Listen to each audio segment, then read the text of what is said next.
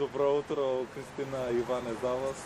Утрово свежо и навистина овие температури, падот на температурите влијае токму и на сонот, така да сите сакаме да си поспиеме, меѓутоа работата си е работа. Екипата на Македонија наутро утрово се наоѓа во итната медицинска помош, а наша соговорничка е доктор Елена Карева-Пиловска, шеф на итната медицинска помош на град Скопје. Докторке, добре дојдовте во Македонија наутро. Веќе сме есен, веќе имаме пат на температурите, а со тоа и појава на нови симптоми, на различни заболувања и така натаму. Зашто најчесто добивате повици? Дали граѓаните секогаш треба да се јавуваат директно во брза помош или првично треба да се консултираат со нивниот матичен лекар? Добро утро, добро дојдовте и вие во базата на итна медицинска помош. Сведоци сме на нагол пат на температурите, но нели и температурни разлики имаме во текот на 24 часа. Сега зависно од адаптабилната моќ на човекот, на неговото телесно здравје, нели, така и се да адаптира на овие промени на температурата и нели реагира на вирусите, бактериите, зависно од јачината на неговиот имун систем. Во овој период најчесто имаме проблеми, односно се јавуваат луѓе кои што се жалат на проблеми од респираторна природа, но чести се и кардиоваскуларни инциденти, особено кај луѓе помеѓу 40 и 60 годишна возраст и оние кои што веќе дотогаш имале кардиоваскуларни заболувања. Инаку во однос на прашањето, ние интервенциите ги делиме на три реда на итност.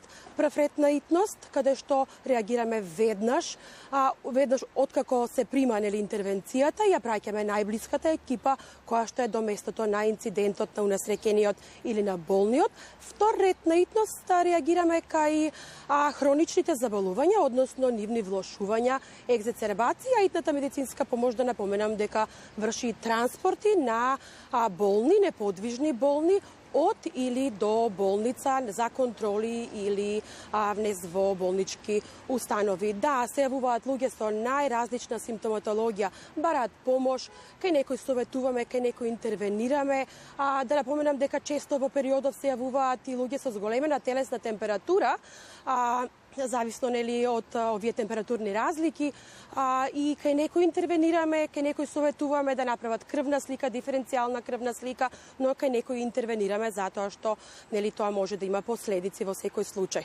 Во просек по колку повици добивате дневно во овој период од годината? Да, повиците се голем број, имаме доста повици, се јавуваме на телефонскиот број 194, но креваме нели и се јавуваме на 112.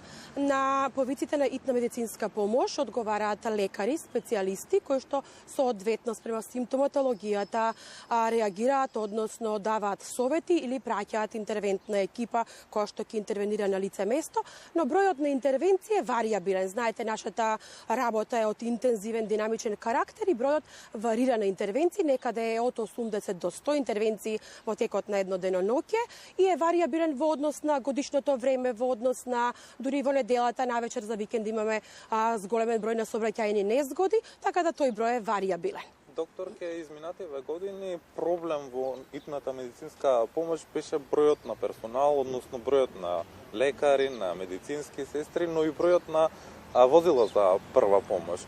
Кажете ми во каква состојба е во моментот?